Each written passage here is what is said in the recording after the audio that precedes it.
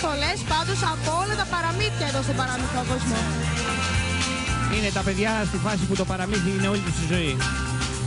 Συνεχίζουμε με το επόμενο άρμα, το οποίο είναι Ο Σταμάτης και ο Γρηγόρης. Ο Σταμάτης και ο Γρηγόρης. Είναι το πρώτο πράγμα που μαθαίνουν τα παιδιά όταν βγαίνουν στον δρόμο να κυκλοφορήσουν. Με το Σταμάτη σταματάμε, με το Γρηγόρη περπατάμε.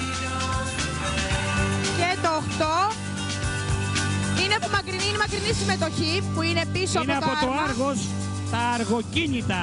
Ιδιωτικό δημοτικό σχολείο αυτοενεργό από το Άργος. Τα αργοκίνητα μόλις περάσανε λοιπόν. Έχουμε και άλλες συμμετοχές από άλλα μέρη της Ελλάδος, θα τις δούμε στη συνέχεια.